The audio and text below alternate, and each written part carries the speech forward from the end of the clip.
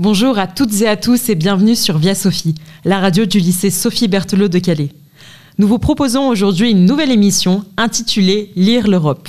Je suis accompagnée de Léna pour la présentation. Bonjour Léna. Bonjour Adèle. Via Sophie Airlines vous emmène découvrir les merveilleux paysages de la littérature à travers toute l'Europe. Bon voyage. Via Sophie. Lire l'Europe. Adèle Ourier, Léna Delplanque. Nous avons choisi de consacrer cette émission à notre continent et à sa littérature. Madame Boutin, notre professeure de français et de théâtre, nous a soufflé l'idée de ce podcast culturel sur le modèle d'un projet qu'elle a mis en place au sein du lycée depuis quelques années. Il a pour objectif de faire rencontrer aux lycéens des auteurs européens en résidence à la Villa Marguerite Yourcenar. Nous n'allons pas axer notre émission sur l'Europe géographique, ni sur l'Europe économique, ni sur Schengen, ni sur le Brexit, mais sur l'Europe littéraire qui est liée à son histoire. Et oui, après 2 guerres mondiales initiées sur notre continent, après la guerre des Balkans dans les années 1990, dans le contexte actuel de la guerre russo-ukrainienne, on peut continuer d'affirmer que l'apprentissage des langues, la connaissance des littératures, donc des cultures d'autres pays, nous aide à les comprendre, à les apprécier. Dans un lycée où nous étudions l'anglais, l'espagnol, l'allemand et l'italien, nous ferons l'apologie des langues étrangères, des traducteurs, grâce à qui nous pouvons découvrir aussi les littératures serbes, croates, estoniennes, polonaises, finlandaises, suédoises, portugaises, macédoniennes, bulgares, ukrainiennes, etc. En avant à la découverte d'auteurs et d'autrices vivants, écrivant aujourd'hui sur notre continent. Nous commencerons notre émission par une première partie dédiée à l'ouvrage Lettres européennes dont l'un des co-directeurs Guy Fontaine et l'une des rédactrices Véronique Boutin sont à nos côtés. Nous entendrons également les paroles de 2 auteurs cités dans le manuel, Kenan Burgoun et Matei Wisnek. Ensuite, nous nous intéresserons à la traduction, qui nous permet de lire la littérature de toute l'Europe et des 4 coins du globe. Nous écouterons 2 traductrices européennes, Marila Laurent, traductrice du polonais, et Cristina Vassero, traductrice de l'espagnol. Et nous terminerons en nous penchant sur le travail des éditeurs créant des ponts entre l'Ouest et l'Est de l'Europe. Nous écouterons cette fois-ci 2 éditeurs, Dominique Dolmieux, des éditions L'Espace d'un instant, et Virginie Simaniec, des éditions Le Ver à Soie. Via Sophie. Lire l'Europe. La littérature européenne, qu'est-ce que c'est ? C'est la question que nous vous avons posée à travers un micro-couloir pour y réfléchir ensemble et préparer l'émission. Quand je vous dis littérature européenne, vous pensez à quoi ? Je pense à plusieurs auteurs qui viennent de pays différents en Europe. Pas grand chose. Et aux différentes cultures aussi qu'il peut y avoir dans la littérature. Aux livres qu'on doit lire en français que c'est chiant. La littérature anglaise. Aux écrivains français vu que c'est dans l'Europe. Je pense à l'art de la littérature dans l'Europe. Personnellement, ça me fait penser à rien. Pas grand-chose. Pas grand-chose. Il n'y a pas de littérature européenne, vraiment. Tu sais, il y a plein de pays. Tous les pays ont plein de manières d'écrire. C'est compliqué. Est-ce que, Harry Potter, c'est européen ? C'est Angleterre ? Mais plus c'est plus dans l'Europe ? Mais c'est dur, hein. Je connais pas les réponses. C'est bien aussi la traduction pour pouvoir comprendre dans notre langue. Peut-être les livres qu'on lit souvent en Europe. Et ce qui est bien aussi, c'est parfois de lire dans d'autres langues pour approfondir l'apprentissage de la langue et pour découvrir une autre manière de parler. Je sais pas trop comment définir. Je connais rien en littérature. C'est surtout ce qu'on étudie en cours. Comme Victor Hugo, on voit par exemple dans les cours de français. Ouais, c'est ça, je me posais la question avant de venir. Je vais venir, mais qu'est-ce que c'est ? Moi je pense aux grands auteurs européens. Et t'en aurais à nous citer ? Est-ce que tu saurais me citer des auteurs-autrices classiques de toute l'Europe ? Molière, Shakespeare. Je sais pas si Shakespeare ça passe. Molière. Shakespeare. Il y a notamment Maupassant, Shakespeare. Guy de Maupassant. Zola. Il y a Baudelaire. Madame de la Fayette. Shakespeare.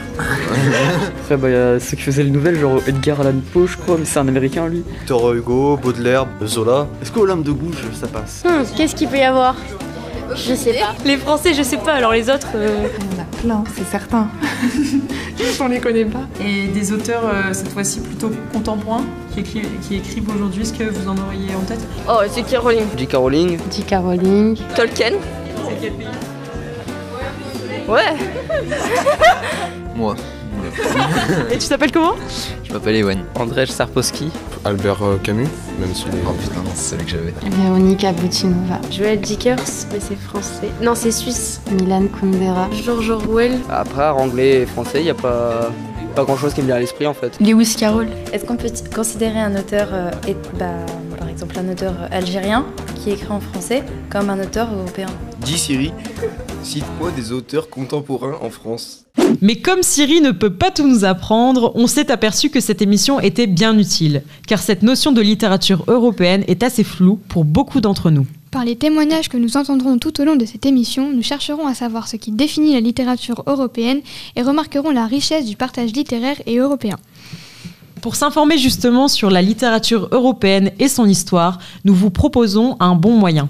La 3e édition de l'ouvrage Lettres européennes, paru aux éditions CNRS en octobre 2021.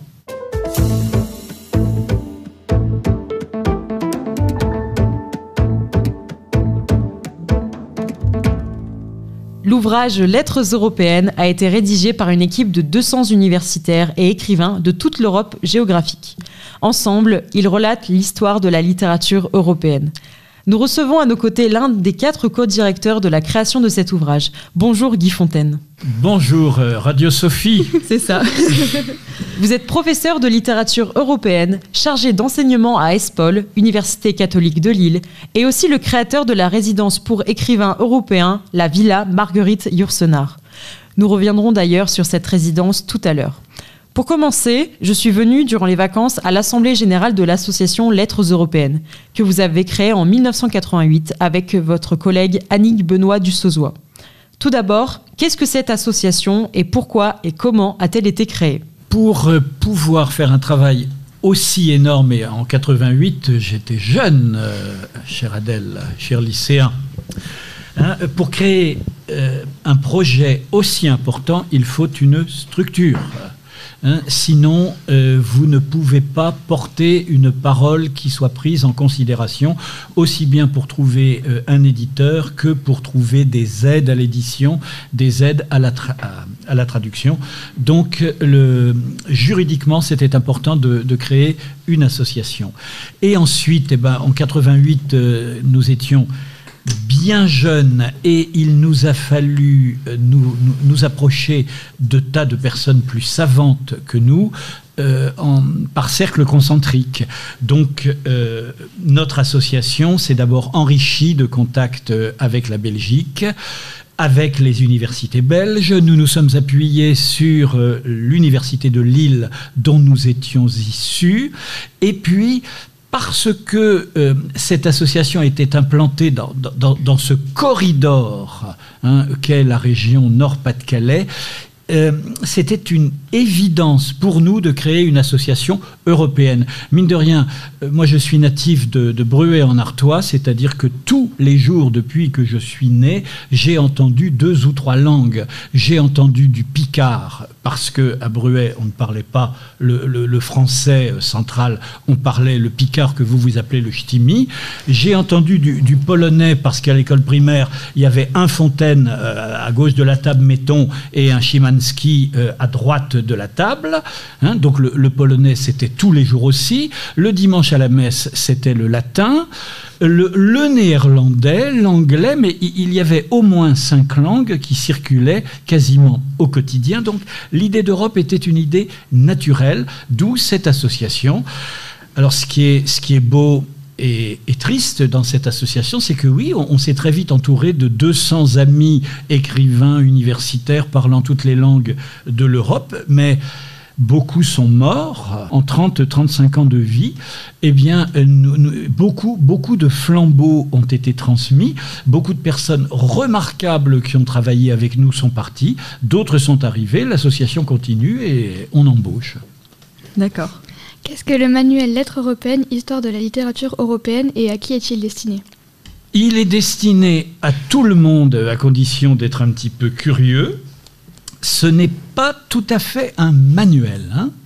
Un manuel, ça voudrait dire que ce livre est utilisé pour l'étude d'une discipline dans des établissements scolaires, secondaires, supérieurs, qui se consacrent à la littérature européenne. Je vais vous mettre tout de suite à l'aise. Il n'y a en Europe à peu près plus aucune chaire de littérature européenne.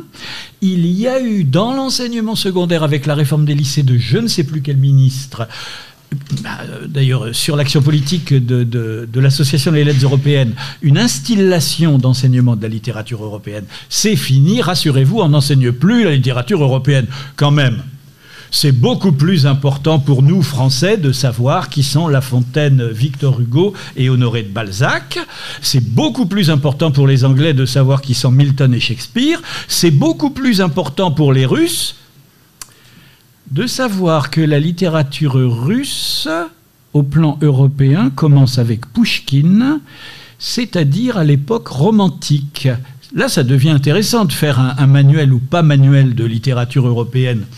Ça veut dire que, allez, Vladimir, au hasard, hein, je prends un prénom comme ça, évidemment, il feuillette le livre, il fait « Da, littérature, Ukraine, 12e, Pologne, 13e, Luxembourg,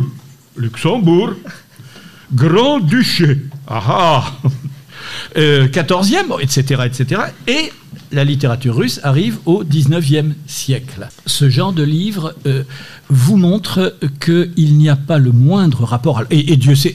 Attention, hein, Dieu sait si la Russie est un réservoir de génie littéraire, hein, est un continent à soi tout seul, hein, absolument fascinant, hein, et loin de moi l'idée de continuer d'ironiser ainsi. Mais il n'y a pas de grande et de petite littérature. Voilà.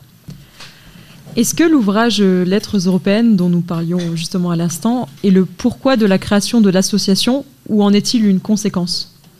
Les deux choses sont extrêmement imbriquées, hein, mais à partir du moment où nous avons développé cet ouvrage, nous avons vu que notre association pouvait être utile dans d'autres domaines, donc notamment dans le domaine politique. Par exemple, notre association s'est amusée, non, c'est pas amusée, notre association a mené du temps de l'Europe des 12, une étude comparative de l'enseignement de la littérature dans les 12 pays de l'Union européenne.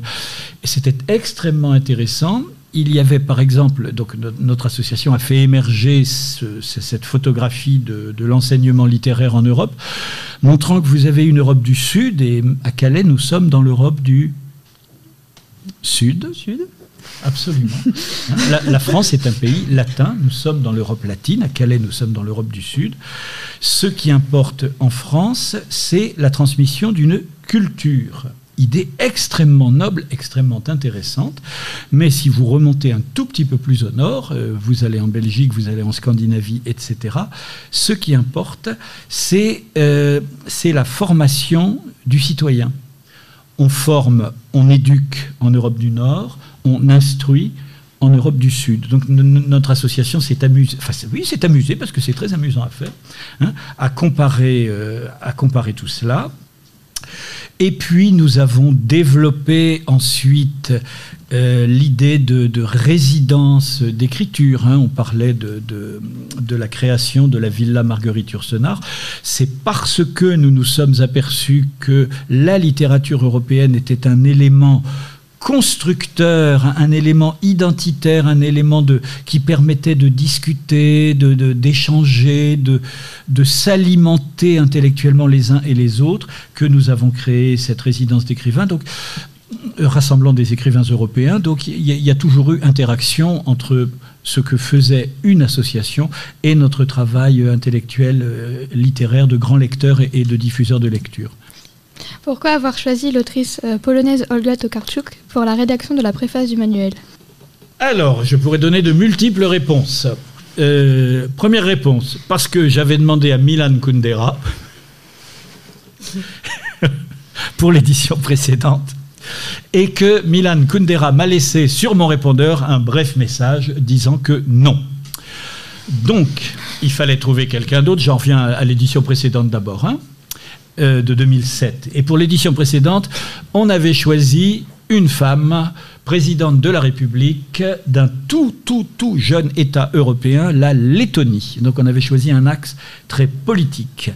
Et là, il se trouve que on avait eu la chance d'accueillir en résidence Olga Tokarczuk, qui faisait ses débuts de romancière il y a une 30aine d'années, que j'ai pu développer une véritable amitié avec Olga, et j'ai suivi la totalité de son parcours. Et c'est formidable. On a été très émus quand elle a eu le prix Nobel. Elle a immédiatement accepté d'être la préfacière de notre ouvrage.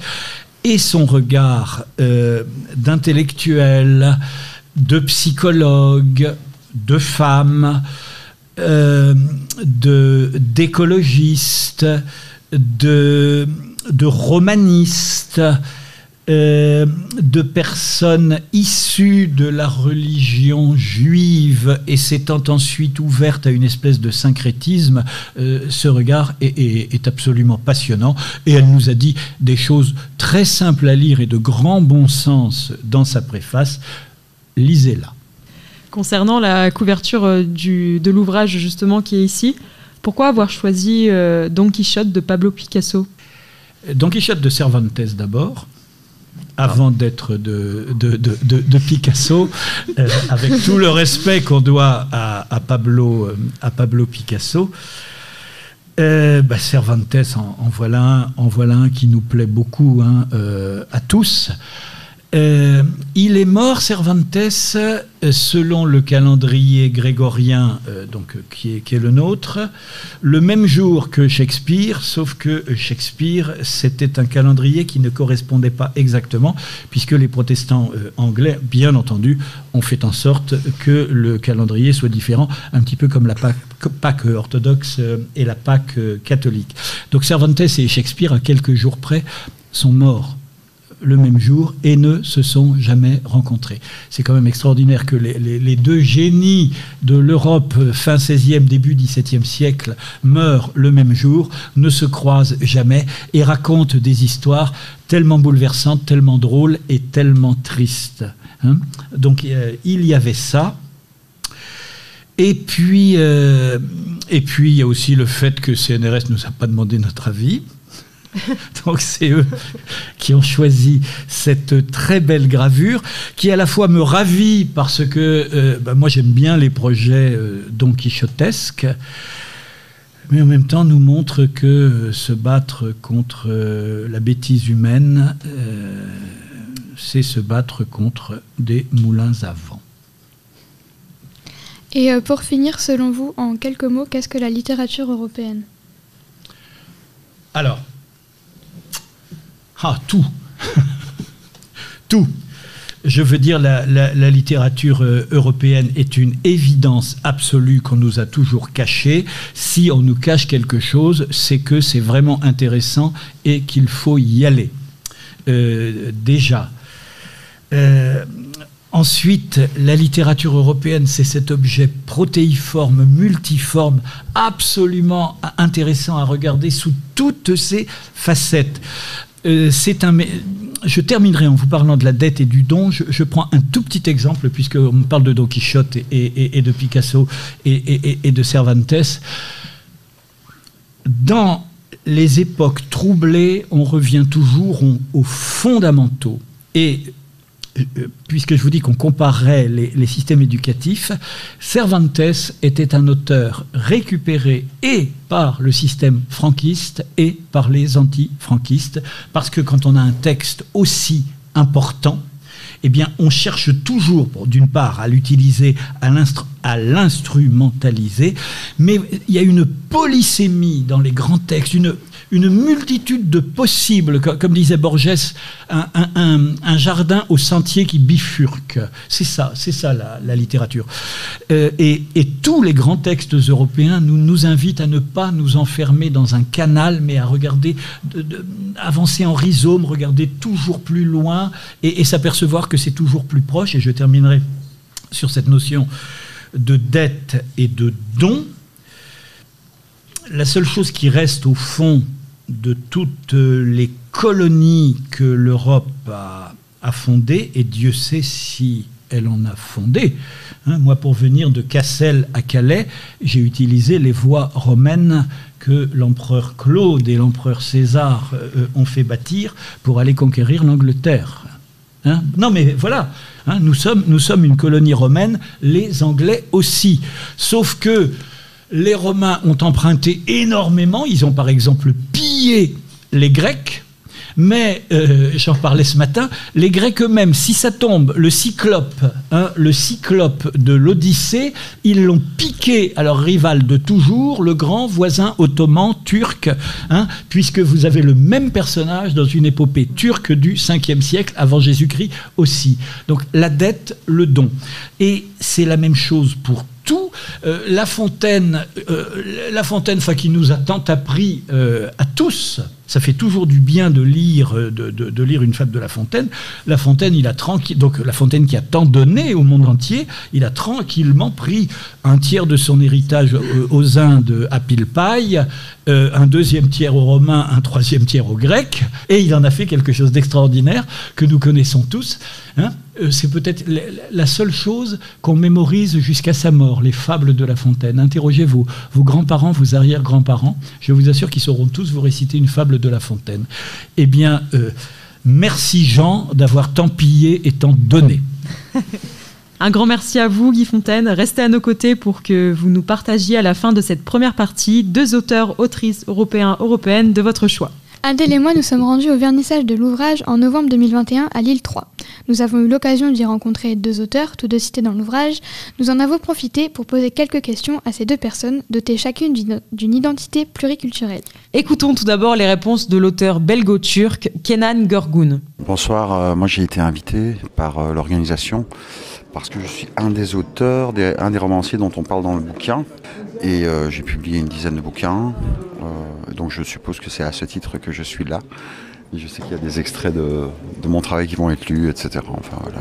Vous parlez de quoi dans vos ouvrages? Est-ce que c'est un thème en particulier? De plus en plus de la Turquie. De la Turquie, mais pas de la Turquie traditionnelle, plus de la Turquie et de tous les remous qui traversent le pays aujourd'hui et beaucoup de ses rapports avec l'Europe. Et je pense que c'est ça qui commençait aussi à intéresser un peu les études universitaires comme ça. Parce qu'en plus, je suis le seul auteur de langue française d'origine turque. Ok, ça marche. Donc, on a vite fait le tour du club, quoi. Est-ce que la littérature européenne... En fait, on entend quoi quand on dit littérature européenne? Est-ce qu'il y a une littérature dans les autres continents? Est-ce que la littérature européenne, c'est juste la littérature qui regroupe plein de pays, plein d'auteurs et d'autrices de pays, ou c'est quelque chose en plus, la littérature européenne? Ça, c'est une super question. Moi, je vais chercher moi-même la réponse dans le bouquin. Parce qu'ils ont fait un énorme pavé, là, pour essayer de répondre à cette question. Mais je crois que la littérature européenne, en plus, moi, je suis un cas d'auteur issu de la migration et de l'immigration. Donc, je suis européen, mais en même temps, je ne le suis pas. Donc, je suis un genre de mutant. Et l'Europe est remplie de mutants. Donc, je crois que... Moi, en tout cas, la littérature européenne qui m'intéresse, c'est celle-là. C'est un peu la littérature mutante. Après, les autres continents, oui, par exemple, cette année, on a beaucoup parlé de la littérature des auteurs africains. Donc oui, il y a la littérature partout. Alors, on entend parler parfois un peu plus de l'une ou de l'autre, mais la littérature européenne, je ne pourrais pas répondre mieux que ça. Et maintenant, voici les réponses de l'auteur franco-roumain Matei Visniec. J'aimerais savoir qu'est-ce que vous avez fait, en quoi vous avez contribué pour l'ouvrage Les Lettres européennes. Je fais partie de l'ouvrage en tant qu'auteur. Je n'ai pas écrit pour l'ouvrage, on a écrit sur mon parcours. Donc je figure en tant qu'auteur dans l'ouvrage. Il y a un chapitre qui m'a été dédié par un critique littéraire roumain, c'est-à-dire qu'il y a un chapitre sur mon parcours, qui est un parcours entre la Roumanie et la France, qui est un parcours francophone aussi parce que je suis né en Roumanie, j'ai écrit d'abord en roumain jusqu'à l'âge de 30 ans. Après, je suis venu en France comme réfugié politique et j'ai commencé à écrire en français. Donc j'utilise 2 langues, j'ai créé des ponts autant que je peux entre 2 cultures, 2 parties de l'Europe, l'Est et l'Ouest, 2 sensibilités. Je suis à la fois poète parce que c'est par la poésie que j'ai découvert la liberté que la littérature nous fournissait à cette époque-là, en Roumanie, à l'époque totalitaire, disons, communiste. J'ai découvert dans la poésie un espace de liberté, de résistance, de réflexion, un instrument pour comprendre l'homme, le monde, les contradictions de l'homme, de l'être humain. Et je suis aussi auteur de pièces de théâtre. J'avais commencé à écrire en Roumanie, mais mes pièces étaient interdites. En France, mes pièces sont éditées par des maisons d'édition nombreuses, Actes Sud, Espace d'un instant. L'œil du prince, l'harmattan, lancement. Et puis j'ai écrit en 2 langues. J'écris mon théâtre depuis 30 ans en langue française et mes romans en langue roumaine. J'aime les genres littéraires, jonglais avec les genres littéraires en effet, parce que j'ai touché à la poésie, à les formes courtes, le théâtre, le roman. Et à la fois, depuis 30 ans, je suis journaliste à Radio France Internationale. Je travaille pour la rédaction en langue roumaine de RFI. Donc j'ai une double identité professionnelle, auteur et journaliste. Et parfois, l'auteur que je suis s'inspire de mon travail de journaliste. Qu'est-ce que c'est en fait finalement pour vous la littérature européenne? Est-ce que finalement c'est quelque chose tout simplement qui relie plusieurs pays ou est-ce que c'est bien plus que ça? Disons, une telle synthèse, c'est rare et c'est difficile de faire une telle synthèse comme c'est le cas avec cet ouvrage parce que c'est un regard d'ensemble sur les littératures européennes, sur les influences réciproques, sur la circulation des idées et des thèmes en Europe, sur les rapports entre les pays de la périphérie de l'Europe qui ont connu parfois une sorte de complexe littéraire parce qu'on était loin des grandes capitales, de Paris, de Rome, de Berlin, de Londres, parce que c'était là que tout se jouait. Et aussi c'est un ouvrage qui démontre que l'Europe a existé d'abord sous sa forme culturelle, sous sa forme éducationnelle. La base de l'Europe, ça a été la circulation des idées et justement la circulation des histoires, des littératures. Et l'Europe politique, elle est récente, mais l'Europe des idées et de la culture, elle date presque, je ne sais pas, on peut dire que depuis quelques siècles, elle existe, depuis la Renaissance par exemple. Voilà pourquoi je considère que l'ouvrage est très important. C'est un instrument de compréhension de cet ensemble unique au monde, en effet, l'Europe, qui est tellement morcelée, où il y a à la fois tellement de langues et d'identités, et où il y a aussi, je dirais, un message commun, c'est-à-dire une sensibilité commune, un attachement particulier par rapport à l'art et la littérature, et un style de vie particulier, parce qu'en Europe, on vit pour la culture, avec la culture, on se nourrit de la culture a un rôle énorme dans la formation des gens, dans la création. Donc c'est un espace qui a, comme vous le savez, a influencé beaucoup toute la planète.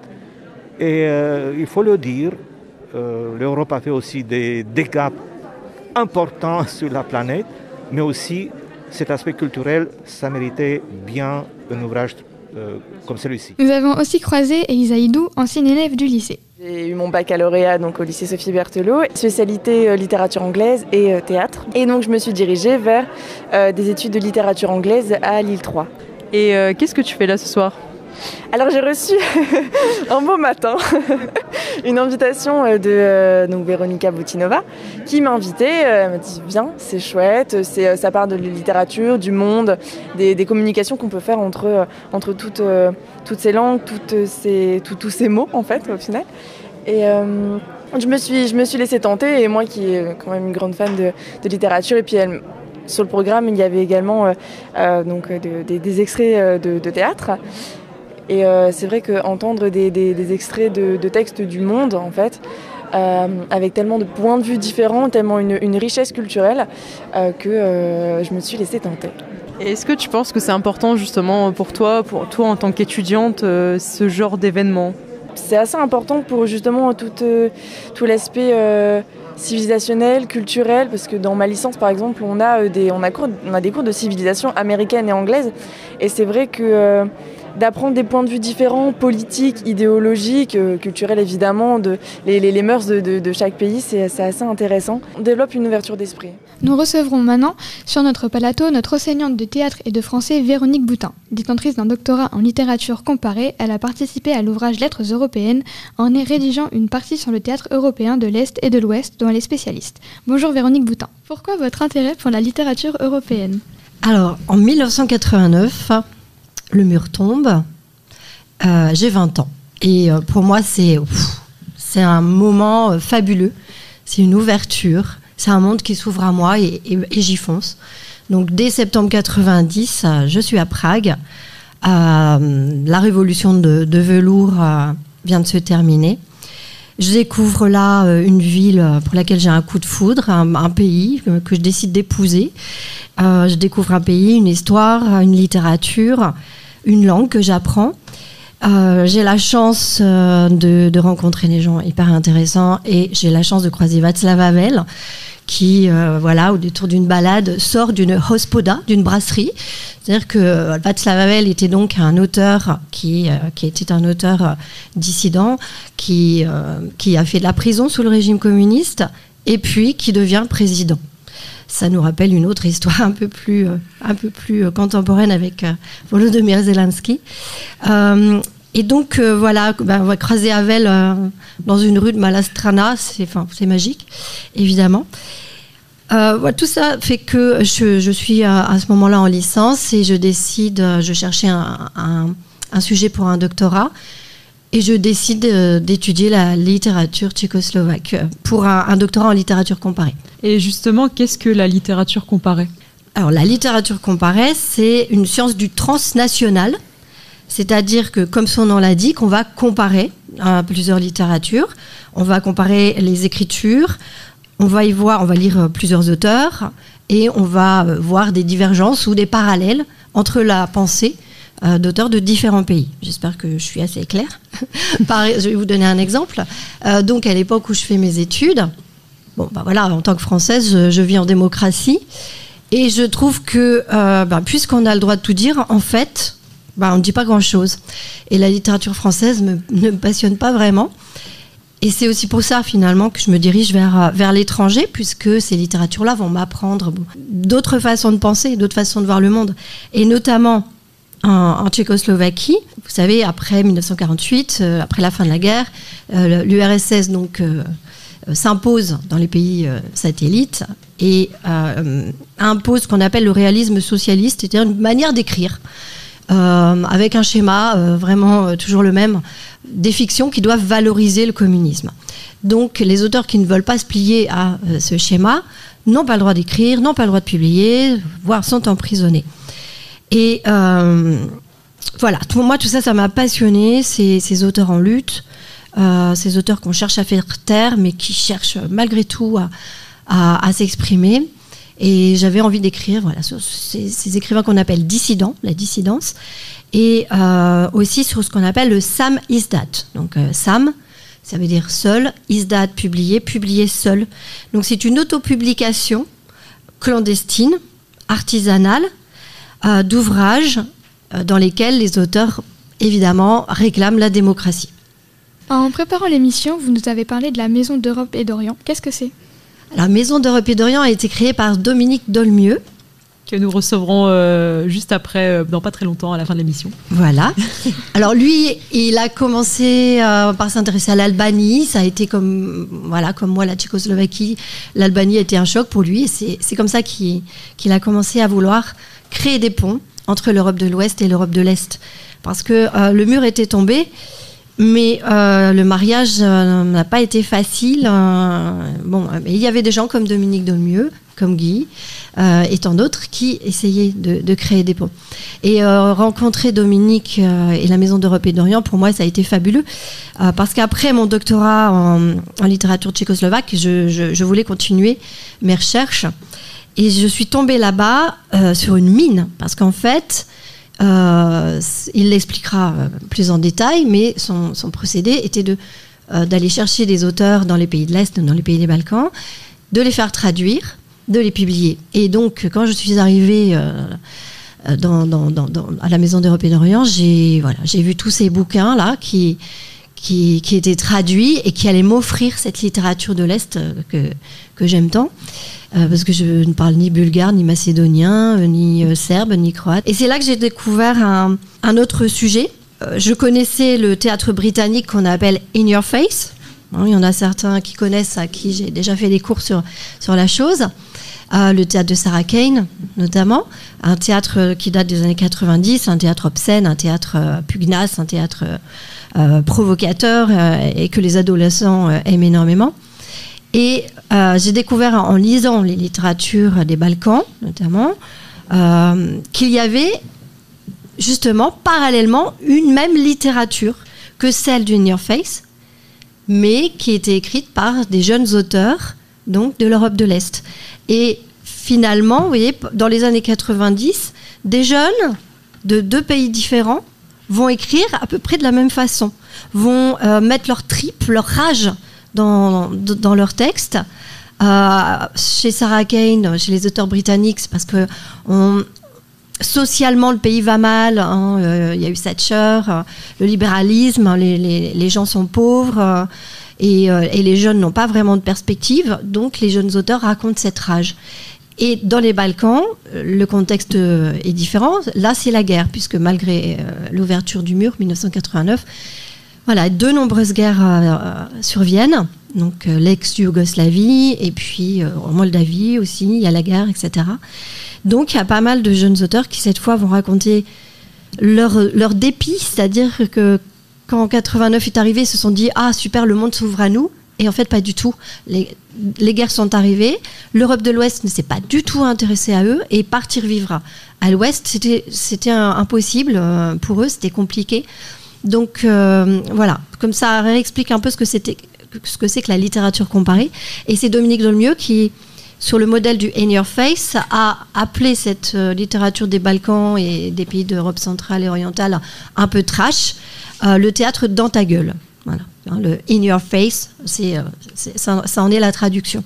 Et je peux citer, juste pour avoir un peu de concret, des auteurs qui sont Nicoleta Isinencu, qui est une autrice moldave, Dejan Dukovski, qui est un macédonien, et puis Pekka Stefan, qui est un roumain, qui, par exemple, tous les 3 ont écrit leur dégoût de l'Europe de l'Ouest dans 3 pièces dont le titre est à peu près identique. Pour finir, qu'est-ce qui vous a amené aux lettres européennes ? Guy Fontaine, ici présent, que j'ai rencontré quand j'étais en résidence d'autrice à la Villa Yourcenar, et on va dire qu'on a matché. Qu'est-ce que tu veux ? Voilà, Guy m'a parlé de son beau projet, et évidemment, j'ai adhéré tout de suite, et puis je suis allée à quelques réunions, et quand j'étais étudiante, j'avais acheté la première mouture des lettres européennes, et je me dis waouh, ça c'est formidable. Et puis 30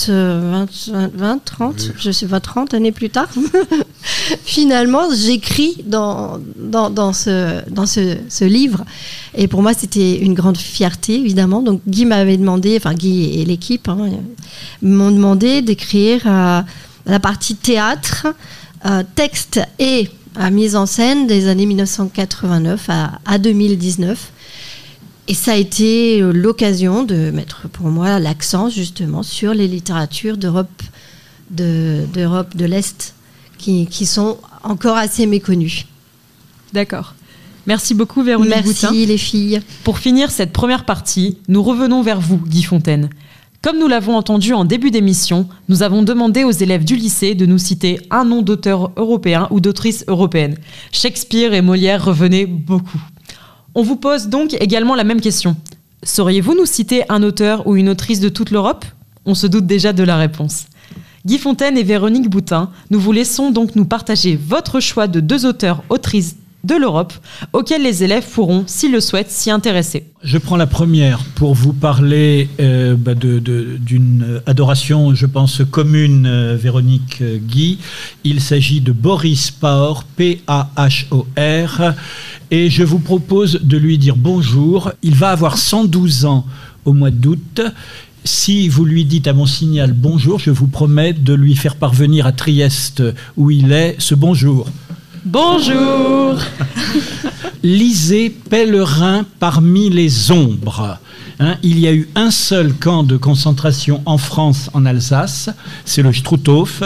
Il y a séjourné Et ce qui est extraordinaire, ce n'est pas qu'il ait été dans un camp de concentration, même si arriver à vivre à 112 ans avec toute son intelligence et toute son envie de vivre et son appétit de vivre, alors qu'on a fait 4 camps de concentration, c'est extraordinaire. Hein. Ce qui m'intéresse, c'est la raison pour laquelle cet intellectuel s'y est trouvé. Boris Pahor n'est pas juif, n'est pas tzigane, n'est pas homosexuel, n'est pas communiste, n'est pas toutes ces raisons ahurissantes pour lesquelles on a fait mourir des millions de personnes. Boris Pahor vivait et vit dans une ville actuellement slovéno-italienne qui est Trieste, et dans cette ville, on parlait 2 langues, exactement comme à Bruxelles aujourd'hui, on parle le néerlandais et le français. Et puis voilà que Mussolini prend le pouvoir et décide du panitalianisme, c'est-à-dire qu'on ne parlait plus qu'une seule langue, l'italien. Boris Pahor, qui a une 30aine d'années, se fait dénoncer parce qu'il avait le toupet, mais c'est vrai que c'est monstrueux quand même, hein, de continuer à parler slovène dans sa ville. Eh bien, on peut faire des camps de concentration pour ça, parce que Mussolini avait voulu libérer les minorités linguistiques italiennes opprimées à Trieste. Il a fait, c'est un romancier immense, et ça se lit tout seul. Lisez par exemple Printemps difficile de lui, c'est un roman d'amour. Il a écrit une nouvelle qui s'appelle Le berceau du monde. Cette nouvelle raconte le 1er mai 1945, quand, après s'être évadé du Struthof et monté dans un train de hasard, au bout de 3 jours, les portes du train s'ouvrent et au lieu de lui dire « sac à puce, bouge ta carcasse de merde », on lui dit « bonjour monsieur, voulez-vous du linge propre ?» Et quand les portes de ce wagon s'ouvrent, il est à Lille. Et Lille est pour lui le berceau du monde. 2e auteur, oui. En 1 minute. Il s'agit de Louis-Ferdinand Céline. Moi, 2 choses qui me passionnent chez Céline. Il se propose de décrire la sale âme héroïque et fainéante de l'homme. Et en plus, il est réussi à merveille. Et quand il nous décrit la guerre 14 qu'il a faite, pendant de brefs mois, mais qu'il a faite, voici comment il commence. On est puceau de l'horreur comme on l'est de la vérité. Céline est l'inventeur d'un style, il est éblouissant.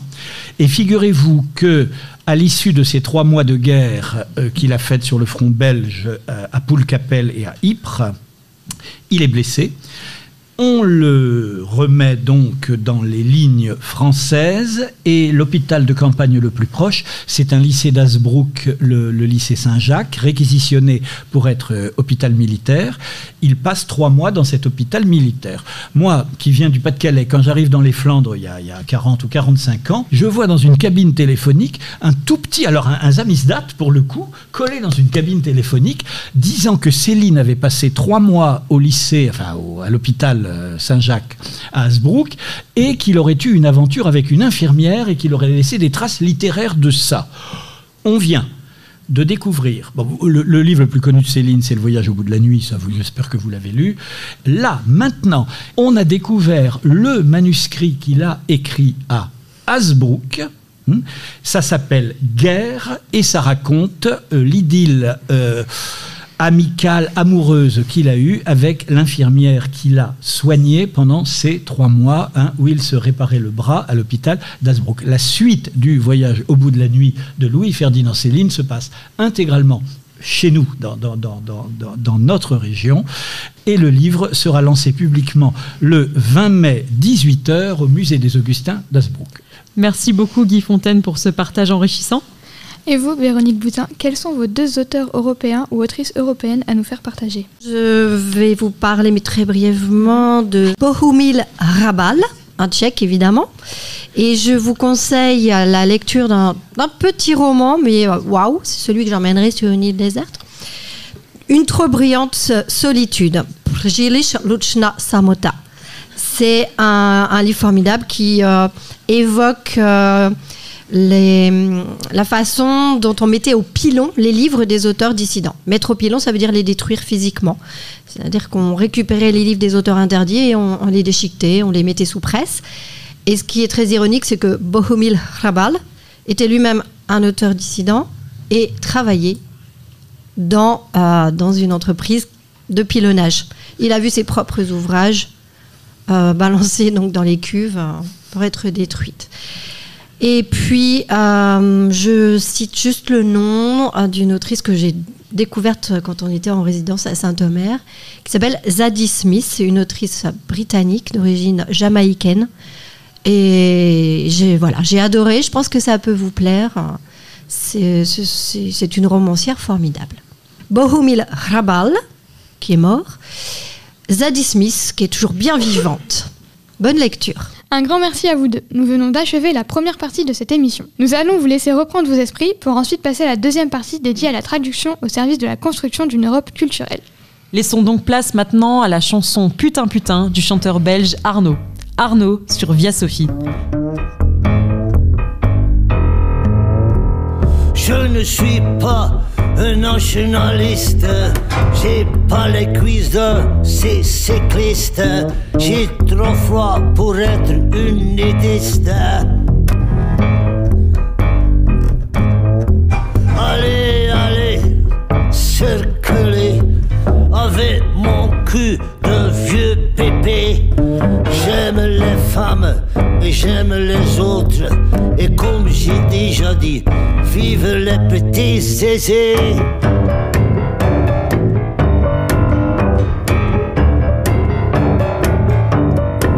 Putain, putain, c'est vachement bien. Nous sommes quand même tous des Européens. Putain, putain, c'est vachement bien. Nous sommes quand même tous des Européens. Oh.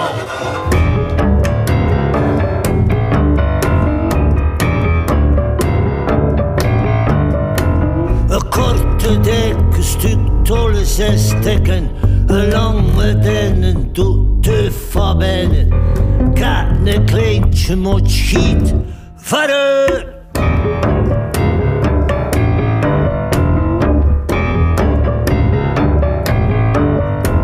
Putain, putain, c'est vachement bien. Nous sommes quand même tous des Européens.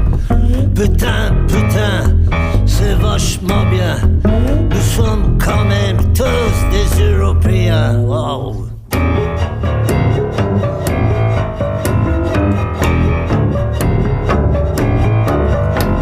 The rich may be rich and the poor may be poor. They all have two holes in their nose. Bye-bye Brexit, bye-bye Brexit. We're still gonna eat fish and chips.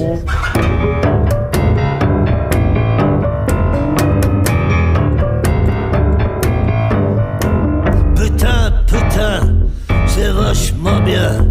Nous sommes quand même tous des Européens.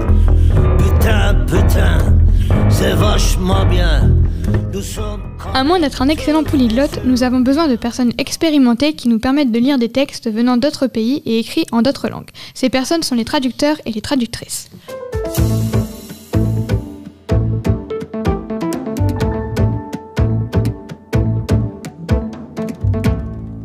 Pour introduire cette deuxième partie, commençons par la lecture d'un extrait d'un texte de l'autrice polonaise Olga Tokarczuk, prix Nobel de littérature en 2018. Nous l'avons déjà cité précédemment, elle a notamment rédigé la préface du manuel Lettres européennes. Ce texte, que Vanda va nous lire, prône l'art de la traduction et le travail des traducteurs. Vanda, c'est à toi. Les travaux d'Hermès ou comment, chaque jour, les traducteurs sauvent le monde. Depuis des siècles, le patron, le protecteur, le dieu des traducteurs est Hermès. Pas très grand, svelte, alerte, malin, finaud. Il est la divinité qui parcourt les chemins du monde, et pour le dire avec les mots de Plutarque, il est le plus subtil et le plus astucieux des dieux.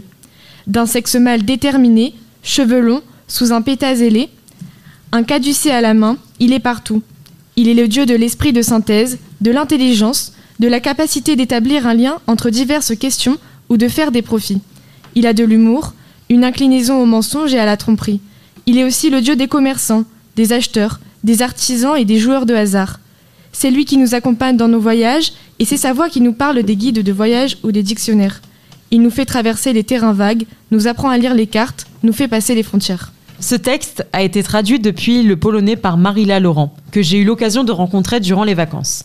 Marilla Laurent est d'origine polonaise et est traductrice du polonais vers le français. Elle a traduit plusieurs autres textes d'Olga Tokarczuk, notamment les livres de Jacob, traduction pour laquelle elle a reçu le prix L'Or Bataillon en 2019. À côté de la traduction qu'elle qualifie de loisir, elle a enseigné durant toute sa carrière la langue et la littérature polonaise, d'abord au lycée de Douai et ensuite à l'université de Lille. Elle a une thèse de doctorat sur la littérature polonaise sous l'oppression stalinienne, ainsi qu'une thèse d'habilitation en traductologie. Voici son interview. Quand est-ce qu'a commencé votre carrière en tant que traductrice ?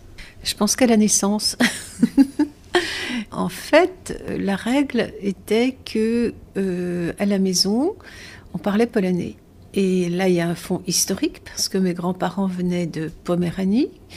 Le fond historique, c'est que la Pologne n'a pas existé pendant jusqu'en la fin de la Première Guerre mondiale, puisqu'elle était partagée entre 3 puissances.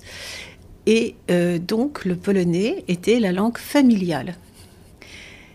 Et la règle est restée, en dépit du fait que mes grands-parents soient venus en France, parce que ma grand-mère disait que c'était le pays de la liberté, de Voltaire, et donc était venue dans le Nord, dans l'entre-deux-guerres. Et la règle est restée la même, c'est-à-dire qu'à la maison, on parlait polonais, et à l'extérieur, on parlait français. Donc moi, j'ai toujours été dans les 2 langues. Et comme ma famille tenait beaucoup aux questions culturelles, j'ai lu mes premiers livres tant en français qu'en polonais. Donc j'ai toujours été entre les 2. Pourquoi avoir choisi d'en faire votre métier, justement, de traduire en français ? Je ne dirais pas que c'est un métier. Pour chez moi, c'est un plaisir. J'ai passé à un moment donné l'agrégation de polonais. J'ai enseigné au lycée de Douai. Et ensuite, j'ai fait une thèse, une habilitation. Et j'ai travaillé à l'université de Lille comme professeur.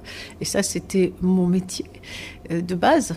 Quand on est dans le monde culturel, comme ça, dans le monde littéraire, eh bien, on a besoin de partager. Et moi, j'avais besoin parfois de partager mes lectures, ne serait-ce qu'avec ma meilleure amie qui était du Nord et qui, voilà. Et je racontais, etc. J'avais envie de faire lire.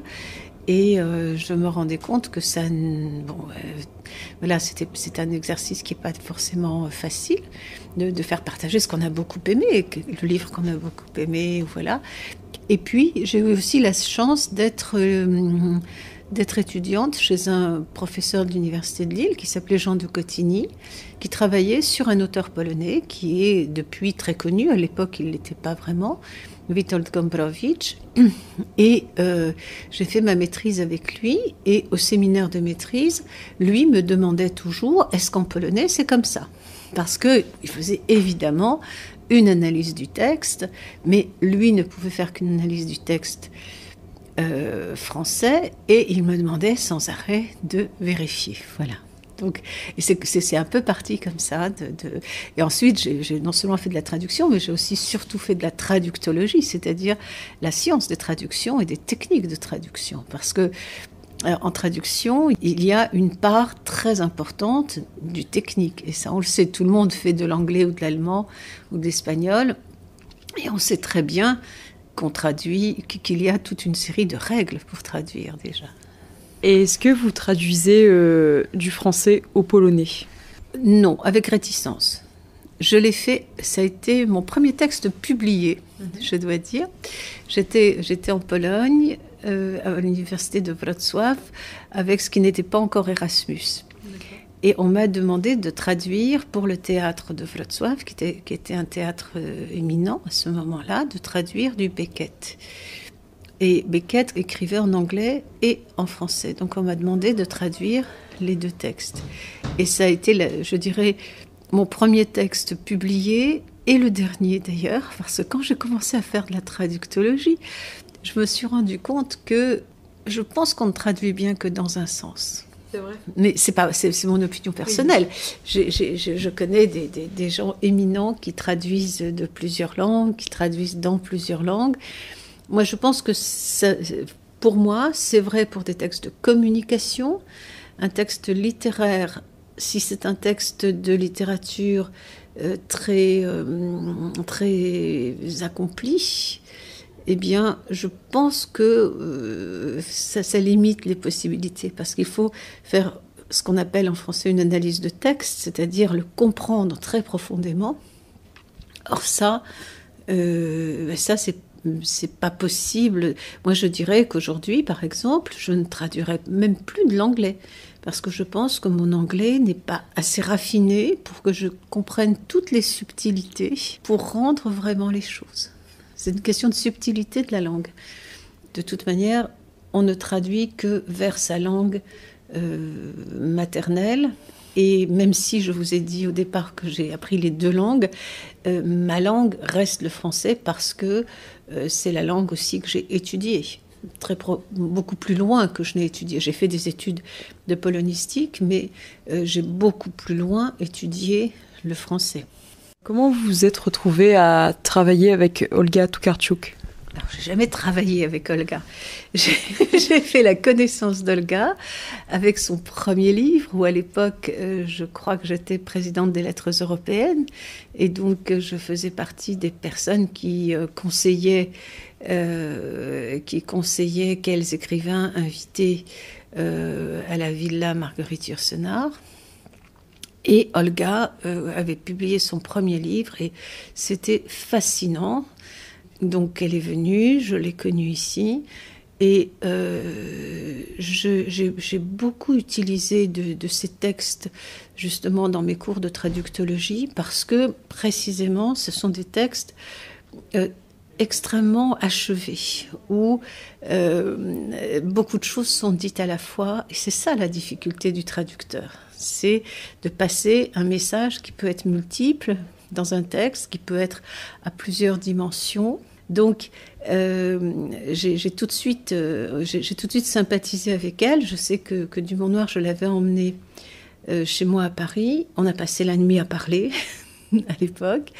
Et ça a été vraiment, je sais que je me suis dit, ça, c'est de la graine de prix Nobel, parce que c'est remarquable. Est-ce que vous pensez qu'on peut vraiment réussir à traduire parfaitement le message d'un texte ? Je ne sais pas si vous voyez ce que je veux dire. Oui, je sais, on parle de traduction fidèle ou infidèle. Moi, je pense qu'on peut aller très loin. Mais ça demande beaucoup de choses. À la fois connaissance en profondeur des langues. Par exemple, le système verbal polonais et le système verbal français sont complètement différents. Moi, je dis que c'est l'esprit de la langue. En français, tout le monde le sait, c'est la concordance des temps. On ne peut pas bafouer la concordance des temps en français. Et en polonais, il n'y a pas de concordance des temps. C'est quelque chose qui n'intéresse pas, parce qu'il y a des petits mots dans le texte qui vont indiquer les relations des événements entre eux. Donc ces petits mots-là sont importants. Il ne faut pas les manquer. Donc on a 2 systèmes verbaux complètement différents. Et ça, c'est un problème. Si on ne domine pas ce problème-là, eh bien, on restera dans une espèce d'à peu près, parce qu'on le fera au senti, au feeling, etc. Mais il y a une règle là. Donc voilà, il y a toute une série de grammaire comparée, disons, qu'il faut absolument connaître. Un tas de choses techniques qu'il faut connaître. Et ça, malheureusement, pour les langues moins traduites par le passé, ces choses-là sont très élaborées pour l'anglais, par exemple. Mais pour des langues comme le polonais, le tchèque, le slovaque, pour des langues moins traduites et moins élaborées, eh bien, ces règles-là ne sont pas établies. Et ne sont pas connues. Enfin, et on a très souvent des personnes qui connaissent les 2 langues et qui décident de traduire justement pour faire ce que moi j'ai toujours voulu, c'est-à-dire faire connaître une œuvre, mais sans être en mesure de la rendre exactement, parce que des choses comme ça vont leur échapper. Ils vont par exemple vouloir rester fidèles au texte polonais et mettre les mêmes mots à la même place. Et là, on arrive vite au charabia en français. Aujourd'hui, on peut aller très très loin, mais ça demande du travail. Et évidemment, à part ça, comme on est dans un lieu yourcenarien, je dirais, il y a le tour du traducteur, c'est-à-dire ce que le traducteur y ajoute de son amour pour la chose, de ce qu'on peut appeler son talent, enfin, etc., etc. Donc finalement, si on demande à 2 traducteurs de traduire un même texte, est-ce que vous pensez que ce sera complètement différent ou est-ce qu'il y aura des similitudes entre les 2 textes traduits ? Je pense que même si ce sont, je dirais, des traducteurs de même niveau de formation, c'est-à-dire des gens qui ont une formation technique, professionnelle, etc., ce sera tout de même différent. Il y a le subconscient du traducteur aussi qui est très très important. Nous avons tous nos préférences dans les mots. Il y a tout son milieu éducatif, etc., tout son milieu culturel à lui. Et ça aussi, c'est de la technique. Ça aussi, c'est des choses qui s'apprennent. Apprendre ce qu'on ressent par rapport à un texte, si on l'aime ou si on l'aime pas. Est-ce que je l'aime au point que je vais l'améliorer ou est-ce que je le déteste au point où je vais le changer, même sans m'en rendre compte. Est-ce que vous pensez que le travail des traducteurs, des traductrices est assez mis en avant ? Est-ce que vous pensez justement que les gens qui ouvrent un livre, qui parfois vient de pays avec des langues différentes, est-ce que vous pensez que ces gens-là ont vraiment conscience qu'il y a eu un travail derrière qui est quand même assez conséquent du traducteur ou de la traductrice ? Alors j'espère qu'ils le lisent comme si c'était dans leur langue.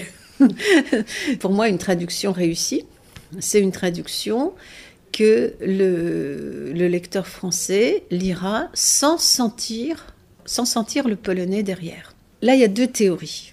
2 théories en traductologie.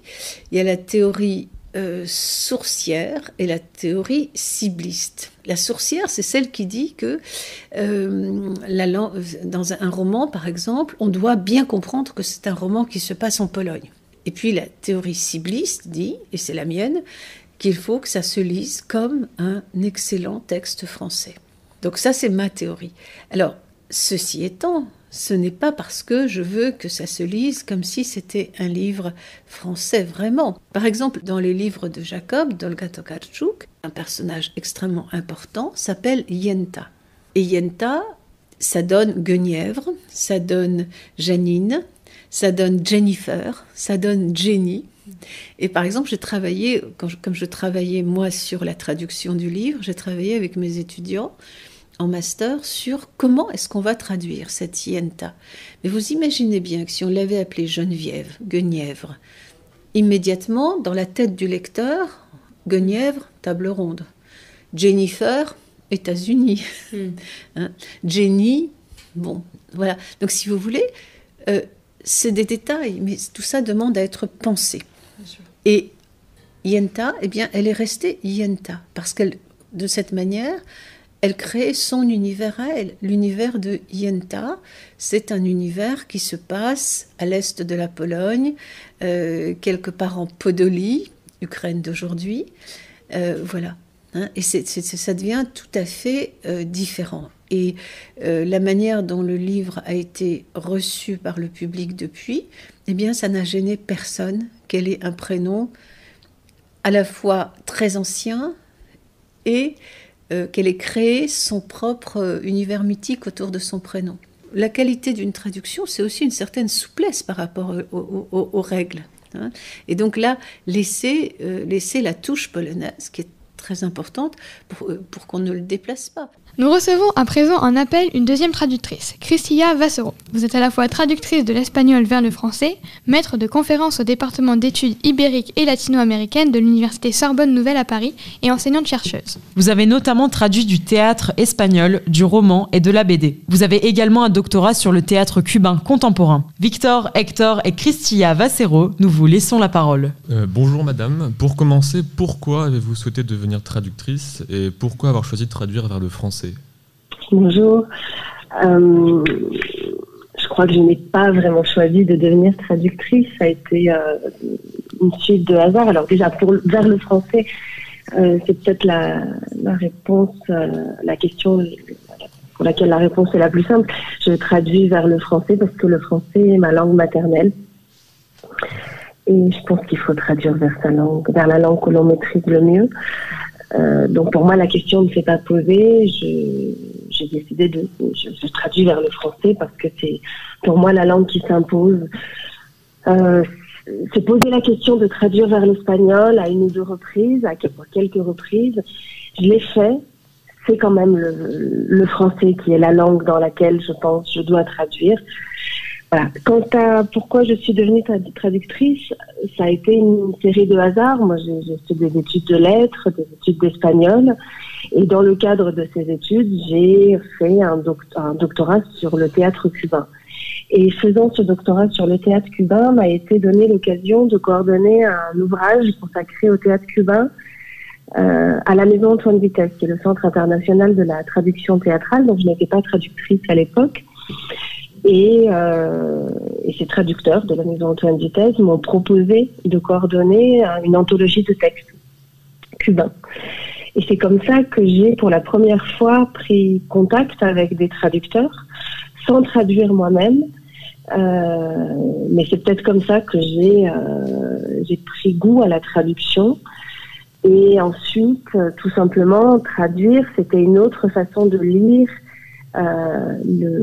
les textes qui m'intéressaient, que j'étudiais, que j'enseignais aussi à mes étudiants en tant qu'enseignante et sur lesquels j'écrivais en tant que chercheuse. Donc voilà, la traduction, c'était aussi une autre approche des textes pour moi. Ça n'était pas un choix au départ. Et comment choisissez-vous les œuvres que vous traduisez? Est-ce qu'on vous demande de les traduire ou est-ce vous qui sélectionnez les œuvres? Il peut y avoir les deux cas de figure. Parfois, un éditeur peut me commander une traduction, la traduction d'un roman, par exemple. Un théâtre peut me commander la traduction d'une pièce, peut me commander un surtitrage. Et puis, j'ai la chance aussi de pouvoir proposer des textes en traduction et pour publication. Ou pas forcément pour publication d'ailleurs. Je pense que c'est une des grandes opportunités que m'a donné la Maison Antoine Vitesse et que donne la Maison Antoine Vitesse à beaucoup de traducteurs et de traductrices, qui est de proposer des bourses de traduction, des aides à la traduction. C'est-à-dire que si vous avez connaissance, si vous avez lu une pièce de théâtre que vous trouvez absolument géniale, que vous avez envie de la traduire et qu'il n'y a pas à la clé une publication ou une mise en scène, mais que vous pensez que cette pièce vaut la peine d'être traduite, vaut la peine d'être connue en France, vaut la peine d'être mise entre les mains de metteurs en scène français, par exemple, vous pouvez prétendre à une aide à la traduction en présentant un dossier, et à ce moment-là, la pièce est traduite hors de toute contingence économique, éditoriale, contextuelle, puisque vous recevez une bourse de traduction qui vous permet de financer cette traduction sans que vous avez choisi seul. Voilà, parce que vous êtes persuadé du bien fondé de cette traduction et de la valeur de la pièce de théâtre. Donc ça, c'est une des façons de faire qui me permettent aussi de proposer des textes. Mais il m'arrive aussi de proposer des textes à des éditeurs ou à des metteurs en scène ou à des festivals de théâtre, par exemple. Certains festivals de théâtre ont des comités de lecture, on peut envoyer des pièces. Voilà. Vous avez notamment traduit la pièce de théâtre Belgrade d'Angelica Lidl, qui pourtant, en tant qu'autrice vivant en Espagne, va parler d'événements douloureux de Serbie. Par rapport à cela, comment considérez-vous alors votre rôle de traductrice? Et pensez-vous que le traducteur permet simplement de traduire des œuvres, ou va-t-il plus loin en donnant accès à des histoires, parfois horribles, dont nous n'avons parfois pas forcément conscience? Il y a plusieurs questions, je sais pas, le travail de traduction, on a tendance à dire que c'est un passage, on peut passer d'une langue à l'autre, on donne à entendre un texte à des lecteurs qui ne l'auraient pas lu ou ne l'auraient pas entendu dans la langue originale parce qu'ils ne la connaissent pas. Le fait que la pièce Belgrade ne parle pas de l'Espagne n'entrave pas ça, ou n'est pas... Enfin, c'est un sujet comme un autre. Moi, ce qui m'intéresse plus dans cette pièce, c'est effectivement cette écriture de la douleur et de l'horreur que propose Angelica Lidl. Ce qu'elle fait dans d'autres pièces également, c'est-à-dire que ce qui s'est posé comme question au moment de traduire cette pièce, Belgrade, c'était comment traduire l'horreur de la même façon qu'on peut se poser la question de comment écrire l'horreur, comment écrire la douleur. Il y a une phrase dans Belgrade qui est un des personnages, Agnès, dit à un moment je ne trouve pas d'autre moyen de décrire la douleur que la littéralité. Et elle dit un petit peu plus loin, la douleur est le simple rapport des faits, la seule représentation possible de la douleur est le simple rapport des faits, le reste c'est du spectacle. C'est une pièce qui parle d'événements concrets, historiques, mais qui aussi interroge sur ce que c'est que l'écriture. Et je pense que c'est ce qui est au cœur de l'écriture d'Angelica Lidl aussi, c'est qu'est-ce que l'écriture, qu'est-ce qu'écrire sur des faits aussi horribles. Je pense à d'autres pièces qu'elle a pu écrire, comme par exemple Les poissons partir combattre les hommes, dans un tout autre contexte, qui parle des naufragés en Méditerranée, des migrants qui tentent de traverser la Méditerranée et qui parfois arrivent morts de l'autre côté.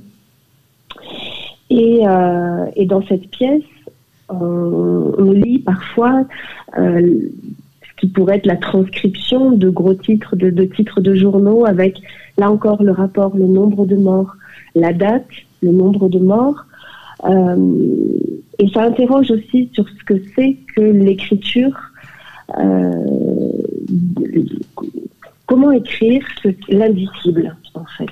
Et je pense que dans Belgrade, il y a de ça. Belgrade, c'est une mosaïque de voix qui ne se répondent pas toujours. C'est aussi, pour moi, donc ce qui fait l'essence du théâtre, cette mosaïque de voix. Alors c'est intéressant parce qu'en même temps, c'est la seule pièce d'Angelica Lidl qu'elle n'a pas mise en scène. Donc c'était une traduction du texte qui m'avait été donné en lecture, que je n'avais pas vu sur scène. Et il y a une grande théâtralité dans ce texte, dans ces voix qui se répondent, et en même temps, ça interroge sur comment dire ce que l'on ne peut pas dire, c'est-à-dire ce qui est de l'ordre de l'indicible. Je pense par exemple à une autre pièce d'elle qui est La Maison de la Force, dans laquelle il est question d'autres formes de violence. Là, ce sont des violences faites aux femmes à la frontière du Mexique et des États-Unis, où apparaissent des listes de mortes.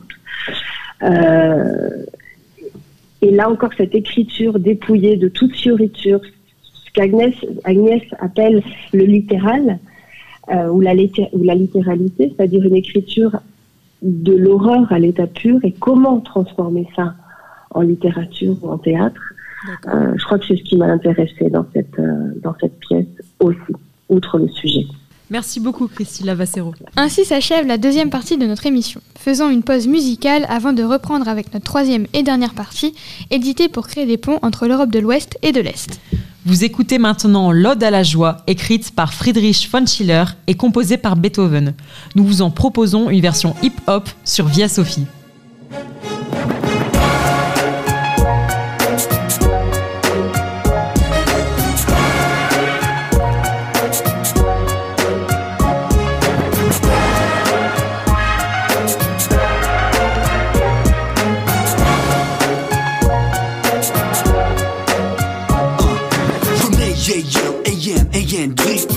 B-I-H-T-R to A-Z D-K-C-Y-C-Z-C-H-D S-U-F-N F-L G-B-G-O G-R-H-R-H-M-E I-I-R-I-S-L-L-T M-D-M-K-N-L to L-V M-N-N-O-P-L to slow P S-S-R-M-N S-K-B-G F-N-R S-N be greeted by me Cause I got this dream and 100 million to be One Europe, one place, one family Jojo wondrous spark divine Sweet baby daughter out of paradise How we're fighting now we're gonna answer Heavenly wonder, holy strife You're a child for your nights, for the fashion you divide Everyone is getting brothers where your wings straight right You know who you're coming, you're the destiny So let us all unite eternally This is a truly historic occasion.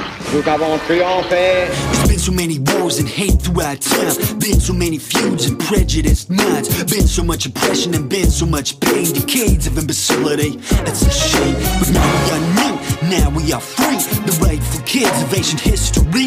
Peace to the nations, we are all friends. One day we're gonna be one and it never ever ends. For over 50 years now we've been standing as one. The most exciting thing that we had just begun. From Schiller to Beethoven, take it from me. We are one Europe, one family. Charge your wondrous spark divine. Sweet baby daughter out of paradise.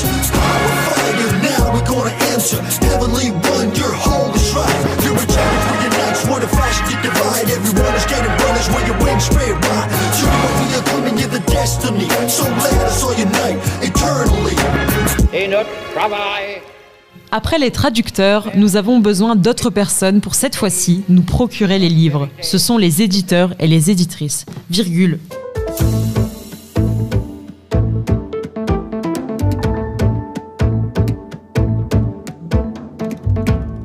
Les maisons d'édition créent chacune leur ligne éditoriale. Certaines souhaitent publier des livres axés sur les sciences humaines et sociales, comme les éditions La Découverte. Ou d'autres ne choisissent de ne publier que du théâtre, comme les éditions théâtrales.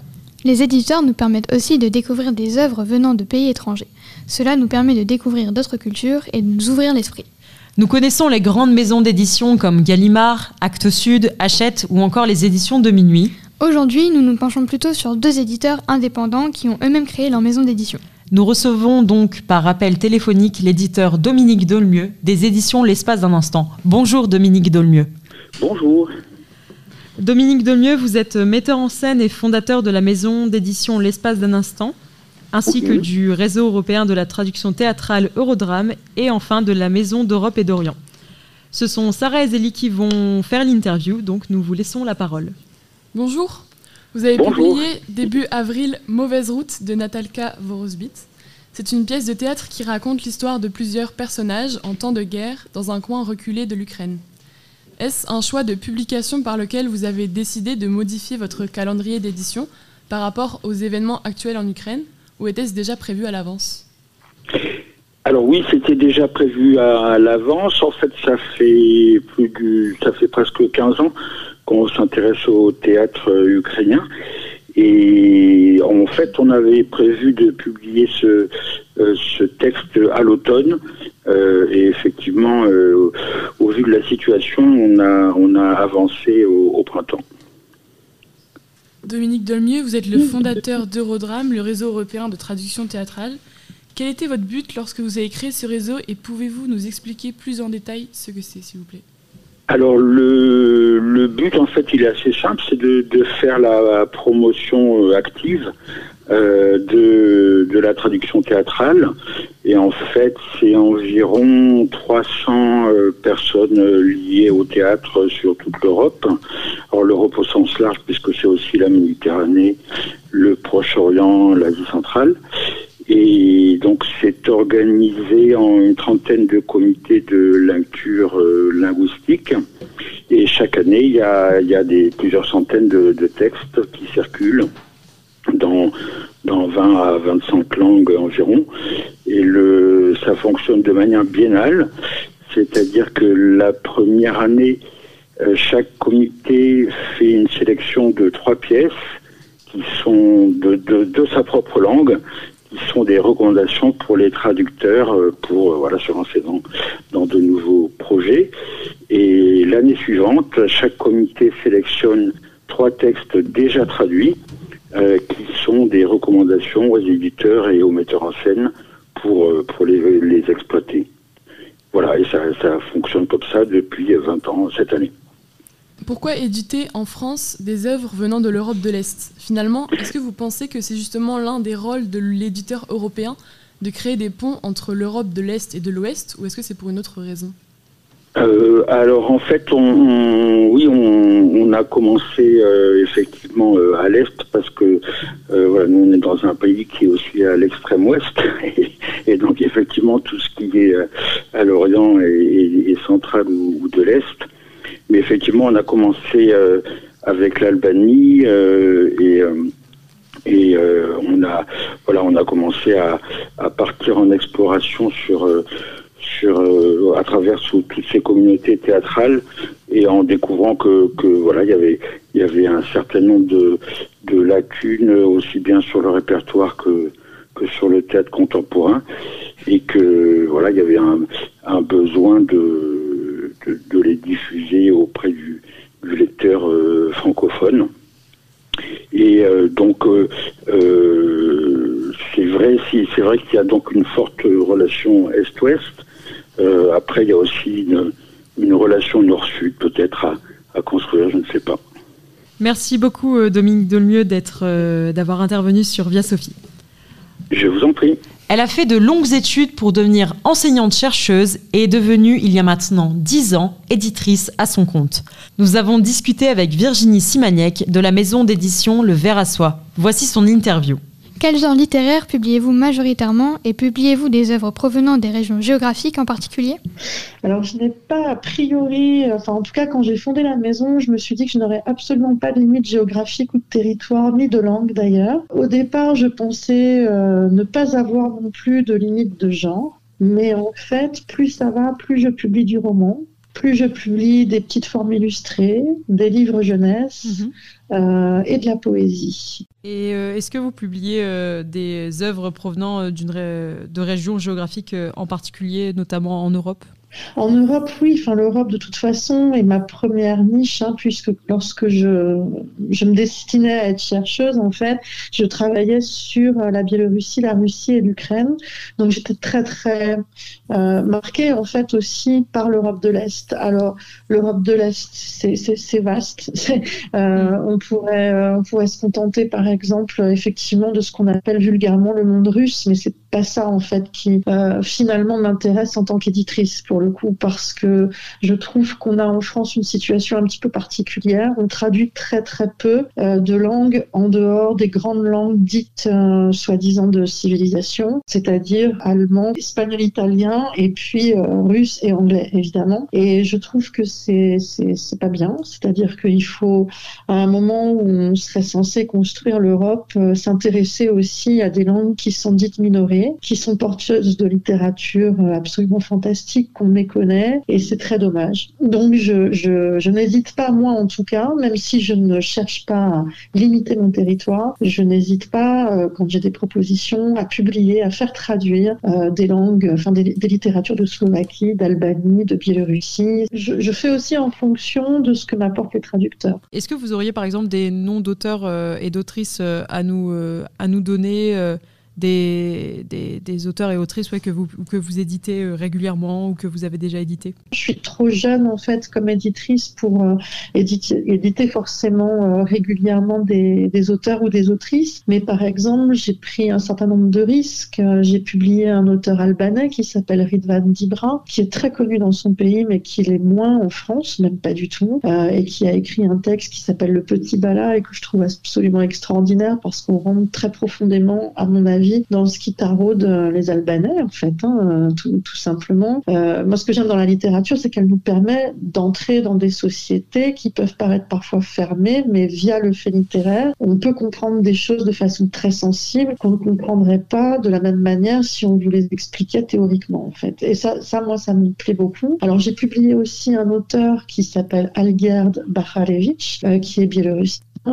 Qui est un auteur phare de Biélorussie, qui en ce moment est en exil, qui ne peut pas rentrer dans son pays. Son texte s'appelle Les Enfants d'Alandrier. Bon, voilà un auteur avec lequel j'aimerais poursuivre. J'ai publié une autrice qui s'appelle Yana Benova, qui a reçu un prix de littérature de l'Union européenne. Elle a écrit un texte qui s'appelle Caféienne et qui nous entraîne dans Bratislava. Et c'est Bratislava du point de vue des jeunes d'aujourd'hui, et leur questionnement, c'est qu'est-ce qu'on va faire des anciens et pourquoi sont-ils très curieusement amnésiques en fait, sur l'histoire qu'ils laissent justement à ces jeunes. Donc ça, c'est une réflexion, c'est une écriture un peu à la Rousseau. Enfin, je sais que Rousseau est un modèle pour Yana, par exemple. Donc il y a des transversalités parfois. C'est ça qui est intéressant, c'est de voir aussi comment les auteurs de l'Est ont des référents aussi parfois chez nous, et comment ils les utilisent et comment ils les transforment. Et puis, par exemple, un autre prix de littérature de l'Union européenne que j'ai publié, là, qui nous vient d'Autriche. Donc ça m'intéresse parce que c'est une langue allemande, mais pas les belles lettres allemandes de Berlin. On peut aller aussi chercher des textes allemands ailleurs. Et en fait, là, c'est aussi un prix de littérature de l'Union européenne. Ça s'appelle Un jour, j'ai dû marcher dans l'herbe tendre. Et c'est une très belle réflexion sur l'espace mer Baltique, mer Noire, sur voilà, une identité qui ne serait pas identitariste, mais qui nous fait sentir effectivement que la question d'identité peut être très très présente chez les gens de cette région. Est-ce que justement vous pensez que la littérature doit s'adapter aux événements locaux et mondiaux ?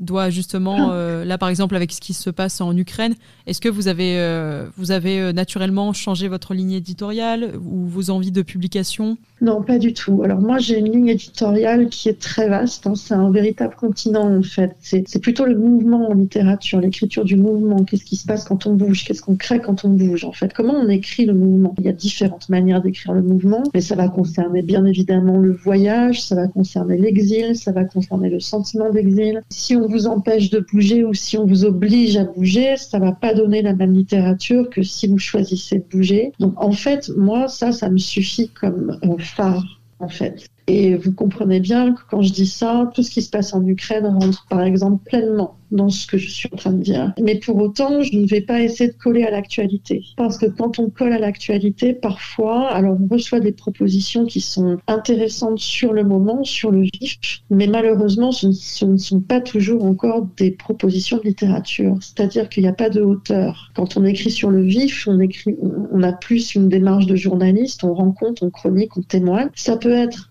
une partie effectivement de la production littéraire, mais parfois moi ça ne me suffit pas. J'ai besoin de plus de hauteur, j'ai besoin que les auteurs ou les autrices fassent vraiment œuvre de littérature. Et pour se mettre à écrire, il faut épurer, il faut aussi sculpter, il faut aussi avoir une démarche qui a plus de distance. Et ça me plaît beaucoup plus en fait, parce qu'à ce moment-là, l'auteur ajoute aussi une poésie, un rythme qui lui est propre. Et à ce moment-là, nous, en tant que lecteurs, on peut ressentir des choses qu'on ne ressentirait pas si on nous donne la situation brute. Alors, c'est un travail pour moi, effectivement. C'est-à-dire que ce travail de temps est essentiel. Par exemple, je vais publier un texte ukrainien très bientôt. Mais ce texte, en fait, il date des années 60. Et ça va être ma contribution.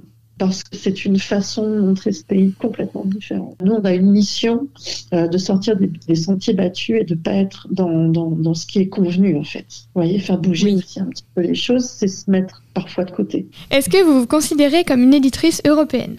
Ah, mais complètement.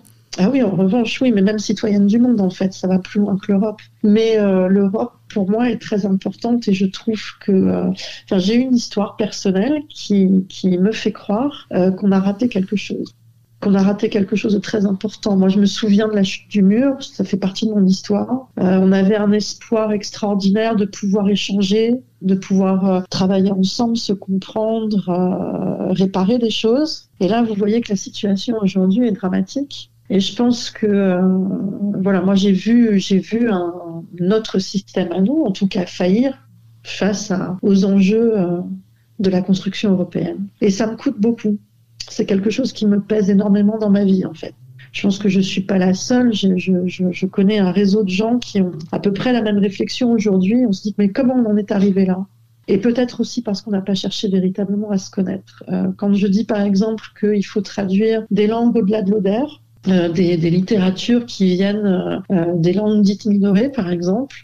Pour moi, c'est fondamental parce que si on ne fait pas ce travail horizontal, où on va aller chercher dans la culture des autres, à connaître les autres, à se confronter à l'autre, on n'y arrivera pas. On ne comprendra pas. On va faire des grands blocs, Russie-Occident. Est-ce qu'en tant qu'éditrice indépendante, vous sentez une réelle confiance qui s'installe entre les lecteurs et la maison d'édition ? Oui. Et sinon, je ne serais plus là. En fait, tout simplement. Là, j'ai eu 9 ans il y a 10 jours en tant qu'éditrice. Bravo. Donc, voilà. Et dans les conditions actuelles, je trouve que c'est un exploit. En tant qu'éditrice indépendante, parce que je n'ai pas beaucoup de capital, je ne travaille pas dans l'industrie, je ne suis pas adossée à cette grande distribution. Donc oui, justement, alors moi je vais vers le lecteur beaucoup. Je fais beaucoup de salons, je fais beaucoup de marchés, je vais voir les gens et je me rends compte au bout de 9 ans, oui, que j'ai fidélisé un lectorat qui soutient la maison. et qui n'est pas encore, comment vous dire, ça ne représente pas des milliers de personnes, mais c'est suffisant pour faire avancer justement mon travail et le travail des auteurs de la maison. Donc c'est assez formidable. Avant la fin de cette émission, les spécialités théâtre de Terminale nous ont préparé une farandole de noms d'auteurs et d'autrices contemporaines de divers pays européens. Ce seront des pistes de lecture et d'études pour vous. Fausto Paravidino, Rodrigo Garcia, Alier Bacharievich, Zadie Smith, Mikhaila Mikhailov, Elfriede Jelinek, Risto Boychev, Inga Abele, Neda Nejdana, Arne Ligre, Guy Elminger, Lenka Ornakova-Sivad, Jan Brocken, Metid Arditi, Yana Bienova, Ismail Kadare, Pablo Martin Sanchez. Ainsi s'achève notre émission Lire l'Europe. Nous espérons qu'elle vous aura plu et que nous et nos intervenants vous ont donné envie de vous intéresser à la littérature de toute l'Europe. Pour cela, le manuel Lettres européennes est disponible au CDI du lycée. On vous propose également une liste contenant des pistes d'études et de lecture d'auteurs et d'autrices de toute l'Europe conçue par Véronique Boutin. Nous avons pu en entendre quelques noms précédemment. Cette liste est disponible sur l'Instagram de la radio tout collé via sophie.berthelot. Merci aux intervenants du jour, Guy Fontaine, Véronique Boutin, Kenan Gorgoun, Matei Wisniek, Elisa Edou, Marila Laurent, Christia Vassero, Virginie Simaniec, Dominique Dolmieux, ainsi que les élèves de spécialité théâtre en terminale. Un grand merci à Véronique Boutin qui nous a proposé cette idée d'émission et nous a accompagnés tout au long de sa création. Merci à l'équipe de rédaction et à l'équipe technique de Via Sophie. Merci à l'équipe d'administration du lycée de nous avoir permis de faire cette émission en salle Charles Baron. Et enfin, merci à vous, chers publics et chers auditeurs et auditrices. Retrouvez-nous sur Spotify et Spotify for Podcasters, Deezer, Apple Podcast et sur notre Instagram viasophie.berthelot.